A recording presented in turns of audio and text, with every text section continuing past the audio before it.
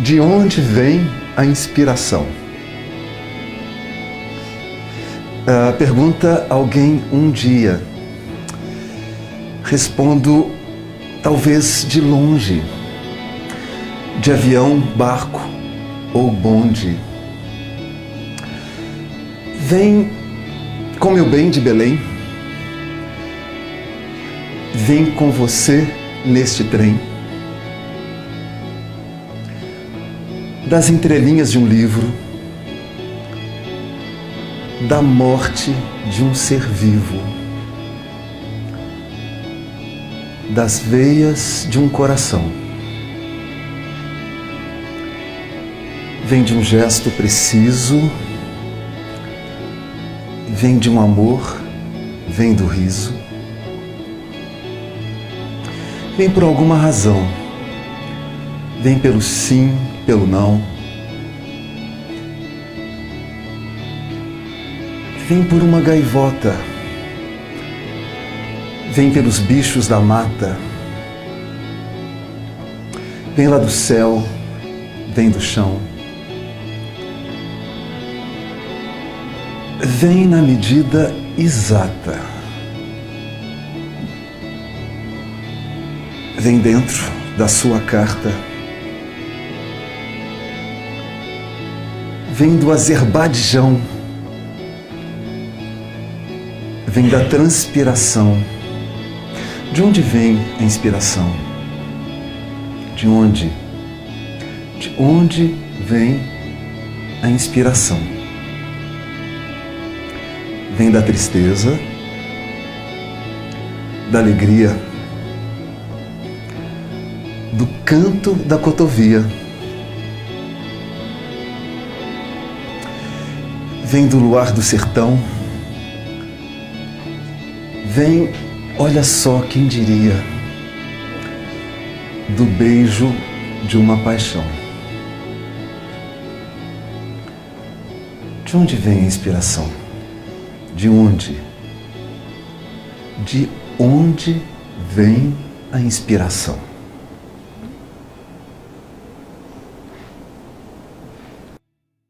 Eu queria pedir licença ao Ney Matogrosso, né, que fez esse poema tão lindo, né, que eu decorei para poder, enfim, contar para vocês hoje à noite.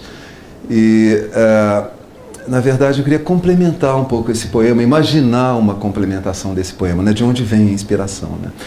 Eu poderia imaginar que a inspiração venha também da vida nossa de cada dia, do nosso cotidiano. O cotidiano é uma coisa, é um recurso, é um espaço, né, que a gente tem e que é muito pouco valorizado normalmente, né, no meu ponto de vista. E é um dos recursos mais valiosos que a gente tem, é esse cotidiano. O cotidiano, ele representa o nosso momento presente. Né? O passado passou, o futuro não existe ainda. O único espaço que a gente tem de vida é o momento presente, é o cotidiano, né? É a vida nossa de cada dia. Né? E esse cotidiano, ou é neste cotidiano que a gente pode viver e exercitar o cuidado, por exemplo, tão fundamental, né? Para que a vida prevaleça, né? Todas as coisas vivas precisam de cuidado para continuar a existir, diz o Leonardo Boff. Então, cuidado ele é exercitado no cotidiano, o afeto exercitado no cotidiano, tão fundamental para a nossa saúde, né? E a coragem também exercitada no cotidiano, coragem para mudar de rota, para ajustar a rota da vida, coragem para aprender, coragem para abrir os horizontes. Isso tudo é exercitado no cotidiano, que é um lugar também no qual a gente pode semear possibilidades novas para o nosso futuro. Então, o cotidiano é um espaço super precioso, é o espaço que a gente tem, né? E esse livro ele fala de cotidianos, na verdade. Quando a gente entra numa casa, quando a gente entra na vida de uma pessoa para desenhar uma casa, a gente entra no cotidiano dessa pessoa, a gente vai ouvir as histórias dessa pessoa. E essas histórias da pessoa e as histórias da paisagem onde a casa vai ser construída é que contam para a gente da forma da casa. Então eu sempre falo que esse trabalho meu é mais um trabalho de fazer parto, né? Sou mais parteiro do que arquiteto, porque é um trabalho de você ajudar uma ideia, né? Um modo de vida que já existe, um cotidiano, né? Que já existe, né? Você vai ajudar esse cotidiano a tomar uma forma, né? E eu queria então aproveitar, falar um pouquinho do cotidiano rapidamente, né? E lançar algumas ideias que o livro traz de alguma forma, para que a gente possa enriquecer esse cotidiano, né, que é o grande recurso que a gente tem, né, e que, como eu falei, normalmente é um pouquinho desconsiderado. A gente deixa sempre a vida para depois, quando eu tiver aposentar, quando eu tirar férias, quando eu tiver mais tempo, quando eu tiver um relacionamento ou quando não tiver, enfim, mas não, o que a gente tem, a vida é aqui e agora, só isso, né? E é isso tudo que a gente tem. Então o que a gente pode fazer para enriquecer esse cotidiano? Quais são as ideias que esse trabalho com as casas, essas várias experiências, né, trouxeram sobre o cotidiano? Então a primeira coisa que eu queria pontuar, vou pontuar 3 coisas, 3 ideias, né, vou trazer 3 ideias que eu acho que são interessantes, né? E a primeira é essa, né? É a ideia de que o cotidiano, ele muda, ele é movimento constante. E é água corrente, né? Então é preciso movimentar a vida, ela se movimenta por si, né? É preciso aceitar esse movimento, a gente pode colaborar com esse movimento da vida, né? Fazendo um movimento de reciclar a casa e reciclar a vida constantemente. Então, na visão oriental, né, eu fui para a China, acho que a maioria sabe, Tibete, Nepal, fui estudar o Feng Shui, fui para a Inglaterra, que é uma terapia de ambientes, que eu achei, da primeira vez que eu conheci, super interessante. É um dos ramos da medicina chinesa. Então, ele pode chegar a ser bastante complexo, mas a gente vai só pegar a pontinha do iceberg, né, para falar de uma forma simples de renovar o nosso cotidiano. Isso tem a ver com a medicina chinesa, de que para que a gente tenha, traz essa ideia de que para que a gente tenha saúde, a gente tem que desintoxicar o corpo. Um corpo intoxicado, ele vai envelhecendo e vai adoecendo com o tempo. Então, um dos segredos da medicina chinesa é você desintoxicar o corpo regularmente. E eles fazem isso. Na China a gente vê a Dani, que já foi na China 1000 vezes, né? Então, com as artes marciais, com as práticas marciais, as pessoas desintoxicam o corpo e a emoção e o sentimento também. Então a gente vê nas praças os velhinhos, as crianças, os jovens, os adultos fazendo tai chi, fazendo ginásticas chinesas. É uma forma de desintoxicar o corpo. Outra forma é através dos chás, através da alimentação. Então, esse é um princípio básico. E como a casa, ela é um dos elementos que compõem o estudo da medicina chinesa, né? Ela é tratada também pela medicina chinesa. A desintoxicação da casa é fundamental de quanto em quanto, né? Você renovar as coisas que você não usa, não utiliza, isso é bastante básico. Mas uma forma simples de fazer essa renovação, mesmo que seja de quando em quando, é simplesmente, desse ponto de vista, mudando as coisas de lugar. A gente tende a cristalizar certos padrões de comportamento, até cristalizando ambientes, né? As soluções que nós adotamos para os ambientes. Então, é interessante você, de quando em quando, mudar. Então, uma poltrona que está aqui, ela vai para lá, um quadro que está cá, vai para o outro lado. E só essa mudança, sem nenhum gasto, ela vai gerar um outro cenário para a sua vida se desenvolver. E vai gerar uma outra forma de você relacionar com aquele espaço que você construiu. Então, novas possibilidades possivelmente vão surgir, e aquelas antigas, talvez cristalizadas, né, elas podem se dissolvendo, talvez com calma e com o tempo. Essa é uma ideia básica.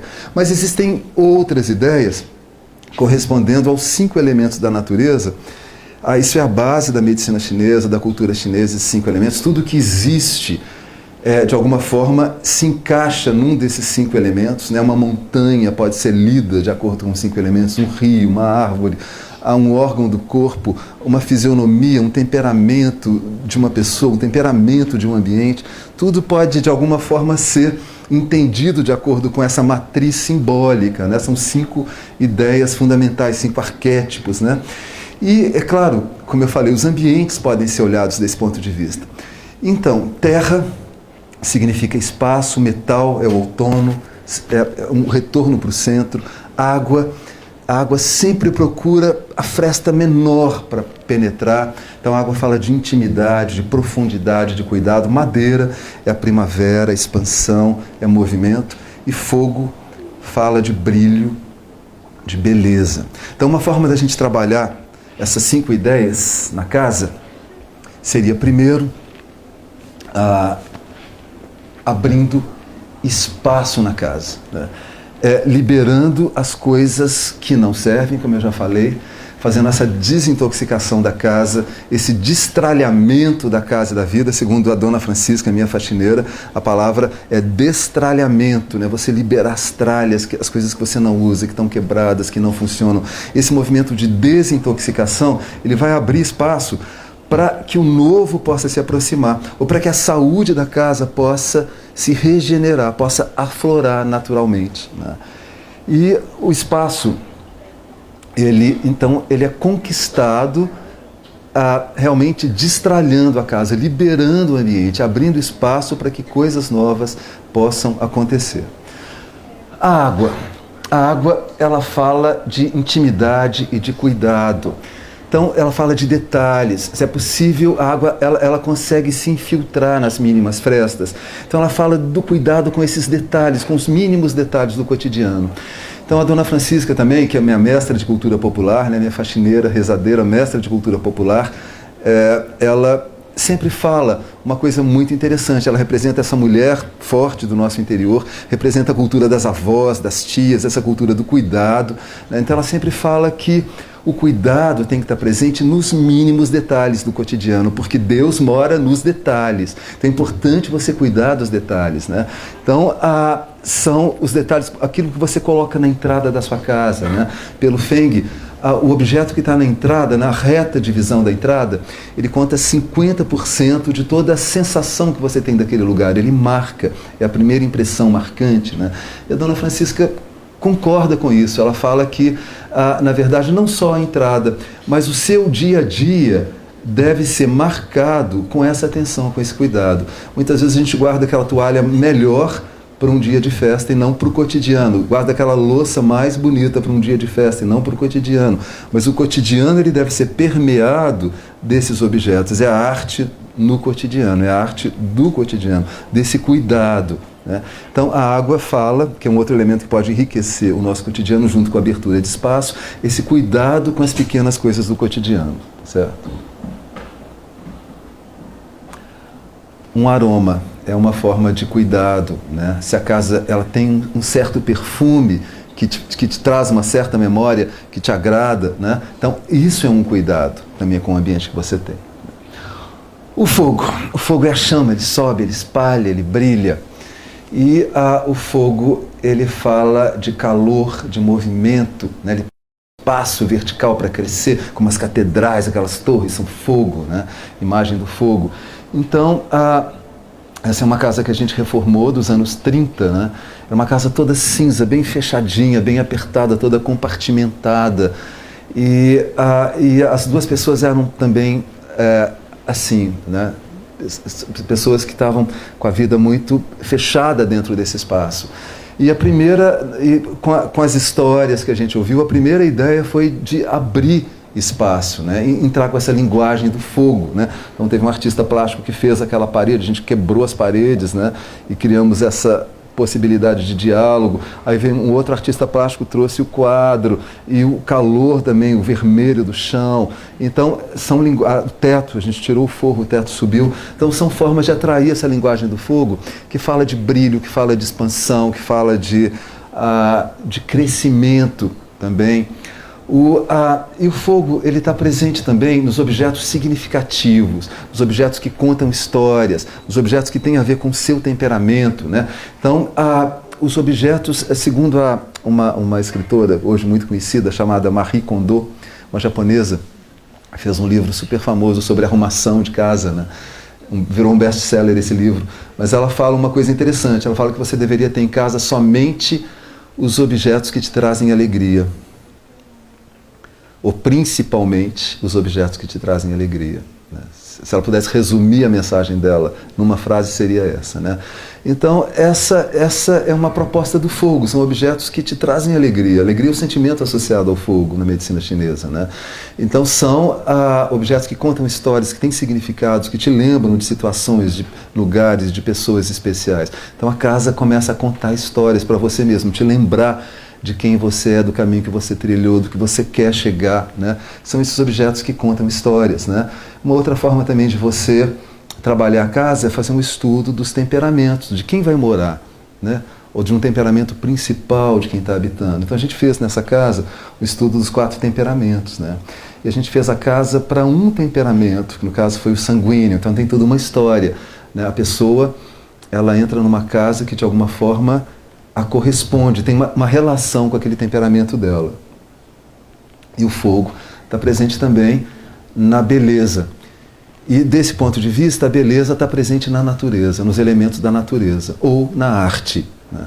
Mas a natureza, ela traz essa mensagem de beleza, e quando a gente entra com a natureza dentro de casa de alguma forma, essa beleza é reavivada na casa, na vida também. Bom, falamos da terra, falamos da água, que é o inverno, a introspecção, os cuidados. Falamos do fogo, que é o verão, né, que é o brilho, a expansão, os objetos significativos, as histórias, a natureza. E agora o metal, o outono. O outono é aquele momento em que a natureza resfria, né, que todo o movimento natural começa a se recolher, toda a energia natural começa a se recolher. E o metal, ele é o elemento, é o arquétipo do centro, né, do centramento, do retorno ao centro. E isso é muito interessante. O Feng fala que o centro da casa é um pilar simbólico fundamental. Assim, o que está no centro da casa reverbera por todo o ambiente, né? E essa casa, foi um caso super interessante de um apartamento de 2 andares que os andares não se comunicavam, né? Então, uma primeira ideia foi exatamente quebrar esse centro, quebrar essa laje nos 2 andares, né? Na cobertura total e entre os 2 pavimentos, né? Para que os pavimentos pudessem começar a dialogar. Isso a gente pode fazer na nossa casa também, né? Depositar no centro da casa, quando é possível, uma imagem que seja um quadro, uma imagem, mas que fale de um valor fundamental, porque o centro da casa representa, por analogia, o seu centro, né? Existe sempre essa relação entre pessoa e corpo, né? Ou pessoa e psiquismo, né? Sempre desse ponto de vista, as 2 coisas dialogam, né? Corpo, pessoa e casa, né? As 3 coisas, né? A madeira fala da primavera, né? A expansão, a árvore que cresce, né? Então fala desse movimento de crescimento, de expansão. Então é o arquétipo do movimento da expansão. E na casa, essa ideia de movimento, ela é representada pelas circulações. Então as circulações, desse ponto de vista, são artérias, são veias, né? E o que está na casa reverbera no seu psiquismo. Existe uma linha de Feng Shui que olha a casa desse jeito, ela é um espelho, né? E ela dialoga com a pessoa o tempo todo. Então o que está presente ali tem um retorno, está dando um retorno para a vida da pessoa constantemente. Então essas artérias da casa, essas circulações, elas nunca deveriam estar interrompidas, bloqueadas, mas elas deveriam conter mensagens especiais, né? Que vão ser carregadas para outros lugares da casa.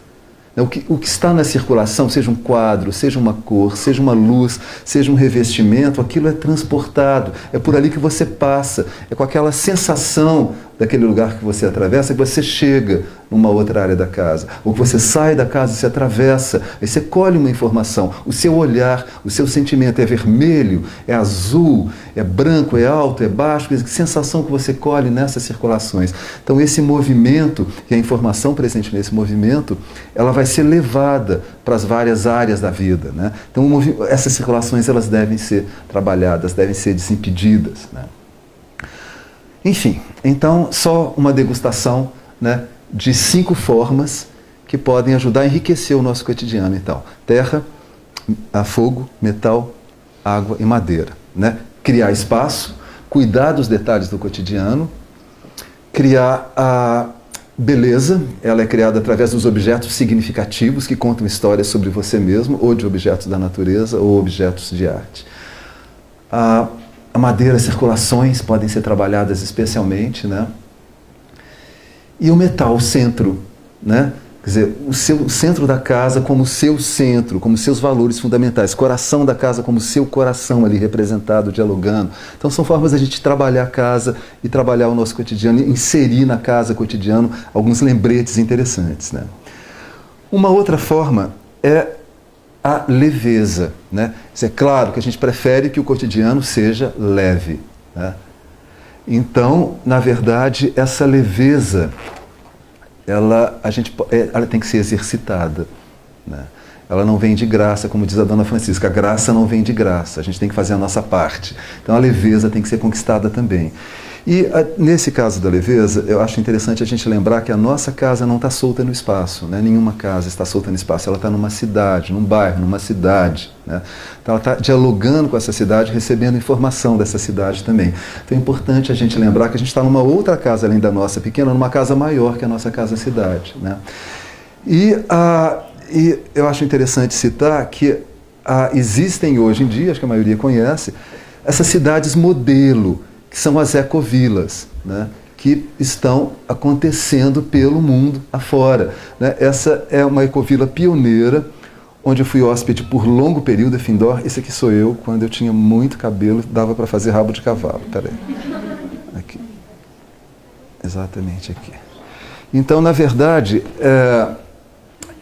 essas ecovilas, elas são inspirações, né? Na verdade, não precisa da gente morar na ecovila, né? A ecovila, ela é um lugar, mas ela é mais do que um lugar, é um estado de consciência que você pode levar para qualquer lugar que você estiver, né? Essa é a função dela, né? E uma coisa que, com relação às cidades, né? Elas são representações, elas são pequenas cidades, né? Uma coisa fundamental que as cidades gostam, vocês podem dar isso de presente para as cidades, é o verde. As cidades se tornam melhores por causa do verde. Essa é uma rua lá em Porto Alegre, chamada Gonçalo de Carvalho, que foi eleita a rua mais bonita do mundo há um ano atrás. Parece que tem se não, pelo que me falaram, é um concurso que é feito em Portugal, e eles elegem anualmente uma rua mais bonita do mundo, e essa foi eleita. Realmente é linda, quando eu fui lá já algumas vezes, e sempre tem gente fotografando, gente passeando pela rua. E, enfim, por quê, né? A gente sabe que o verde, ele vai transformar a cidade num espaço melhor de se viver. Claro, uma rua arborizada, sim, ela tem geralmente 30% a menos de poluição. Então, o ar mais saudável, mais puro, saúde mais pura também, né? Uma rua também arborizada, ela tem as árvores, ela tem mais umidade, né? Ela é mais fresca, as árvores exalam, né, vapor d'água, e o frescor permeia esse local nessa época de aquecimento global. Agora, tem uma coisa muito interessante, está citando a questão do ar. Isso é uma exposição que eu vi em Buenos Aires há um tempo atrás. Vários artistas de cinema e tal doaram o cachê para essa campanha. E esse é o Ricardo Darín, um artista de cinema argentino, falando do ar, né? Cada artista tinha, ou cada ator ou atriz tinha uma mensagem ao lado referente a uma situação da cidade grande, né? E a exposição chamava Ruela Ecológica, que significa pegada ecológica. E ele estava dizendo, o Ricardo Darín, dizendo que normalmente 4,5 milhões de pessoas, 4,5 milhões de pessoas morrem anualmente em função do ar poluído das cidades grandes. A gente não imagina, né? A gente transita pelo ar. Eu morei 10 anos fora de BH, voltei há pouco tempo, e a gente circula, assim, as pessoas circulam. Eu circulo normalmente, né, pelas ruas, mas eu fico assim um pouco surpreso com tanta fumaça circulando junto, né? É visível, fora o que não é visível. Mas eu vejo que a maioria das pessoas acostumou com aquilo, né? E esse ar sujo, né, ele é um ar perigoso, né? Ele está associado com uma série de doenças, etc. Então, as árvores, elas têm um papel fundamental, que é o papel de faxineira do ar. Elas limpam o ar, né? O ar que a gente respira, né? Então elas têm essa função principal. Além disso, as árvores, elas têm cada uma um temperamento, né? Um grande professor de Feng Shui, ele fala que a maior cura ambiental, seja para casa, para a cidade ou para o planeta, é a árvore, né? E dentro de casa, cada árvore tem um temperamento que tem a relação com a propriedade medicinal dela, tem a ver com a mitologia dela. E isso eu fui descobrindo junto com uma amiga minha de São Paulo, que é paisagista, que é a Sandra Siciliano, uma senhora, vovó, tem uma pesquisa de uma vida inteira sobre paisagismo, né? E a gente fez esse livro que é o Nossas Árvores, o Resgate do Sagrado, colhendo um pouco dessas histórias sobre o temperamento das árvores, né? Cada árvore tem uma mensagem a transmitir, né? E quando você coloca a árvore no ambiente, ela não fica imóvel, ela fica dialogando o tempo todo e transmitindo aquela mensagem que ela realizou. Tem uma relação, muitas vezes, com a propriedade medicinal da planta, né? Bom, para fechar, eu queria voltar para o nosso cotidiano, para o sagrado cotidiano, né? Lembrando a Dona Francisca da importância do cuidado com o nosso cotidiano, né? E, por exemplo, nessa pesquisa, né, eu descobri que a nossa cultura popular guarda assim, um acervo incrível de conhecimentos, né? E que você pode, no seu dia a dia, você pode enriquecer o seu dia a dia com essas receitas de cuidado das avós, das tias, dos raizeiros, dos benzedeiros, né? Então a Dona Francisca, por exemplo, ela limpa a casa com vinagre, bicarbonato, umas gotinhas de limão, né? O vinagre é um ácido, né, bactericida, o limão também. Então, isso ela não usa o produto da indústria química, né? A casa, quando você entra na casa, ela muda um pouco de feição. Alguma coisa está diferente ali, você não sabe explicar o quê. Depois de passar esse detergente natural, ela faz a faxina com ervas e flores, né? Que o que vale para o corpo, do ponto de vista da cultura popular, dos raizeiros e benzedeiros, o que vale para o nosso corpo, vale para a nossa alma também. Então, uma planta que desintoxica o corpo, o hortelã, por exemplo, que é vermífugo, é usado como vermífugo, né? E digestivo, então que está parado com o chá de hortelã, ele começa a funcionar uma digestão parada. Quando ele é aplicado na casa com pano de chão, o chá de hortelã é aplicado na casa com pano de chão, ele se transforma num banho de casa, né? Então ele vai fazer com que essa mesma atuação da planta no corpo se replique naquela casa. Então isso é feito regularmente se a pessoa precisa descongestionar a vida da casa, uma casa em que as pessoas brigaram muito tempo, adoeceu uma pessoa muito tempo, então a vida está pesada, a digestão está pesada, a vida da casa está pesada. Então o chá de hortelã tomado regularmente vai aliviar a digestão. Aplicado regularmente com pano de chão na casa, ele vai aliviar com o tempo esse peso. Essa é a ideia, né? Então, muitas outras ideias vocês vão encontrar no livro, nos livros, né? Na verdade, o livro conta muitas histórias de muitas pessoas, de muitas famílias, muitos cotidianos, mas traz também um aprendizado. De cada história, de cada casa, a gente colhe um aprendizado que a gente quer partilhar. Então o livro ele tem desde uma oração budista, como tem uma receita de um pão, como tem a receita de uma tinta de terra ou de um tijolo de adobe, né? E por aí vai. Receitas que a gente pode aplicar na casa nossa de cada dia, né? Então são muitas histórias, mas é a história também da minha vida. Tem muitas pessoas que participaram dessa história, que estão aqui presentes também. Super bom rever essas pessoas, né? E é isso. Eu queria então terminar. A gente fica à disposição para conversar mais um pouquinho. Vou ficar assinando os livros aqui, quem quiser um autógrafo, vou estar aqui na mesa, aqui no palco. E eu queria devolver essa pergunta que o Ney Matogrosso fez, e do poema que eu citei no início da nossa fala, né? Assim, aonde está a inspiração? Né? Então, cada uma dessas casas fala de um movimento, de uma inspiração. Isso que a gente tenta identificar quando a gente cria o projeto. A gente ouve as pessoas, a gente divide esse momento de criação normalmente em 4 etapas: fogo, água, terra e ar. Cada uma dessas etapas é um momento de interação diferente. As pessoas contam histórias, elas desenham as casas da infância. Quando é um casal, eles se apresentam, a gente conta com uma apresentação cruzada, um conta do outro, fala quem é o outro, qual que é a casa sonhada do outro, uma forma deles se afinizarem. A gente sorteia cartas simbólicas, sorteia flores, e as pessoas vão imaginar por que aquela flor tem a ver com o conceito daquela casa. Então cada casa tem a sua flor, né? E que representa a ideia básica, o conceito dessa casa. E, então, na verdade, o que a gente busca é identificar qual a inspiração que move a vida dessas pessoas, né? E essa inspiração é que deve ser transformada em casa, deve ser transformada em forma, né? E então eu quero terminar perguntando, né, assim, qual é a sua inspiração, ou onde está a sua inspiração? Uma vida sem inspiração, ela fica vazia, né? A gente começa a agir automaticamente, como um robô, como um zumbi. A gente não quer essa vida para a gente precisa da inspiração para que a gente possa movimentar com significado. Então, onde está a sua inspiração? Gente, obrigado. Tá.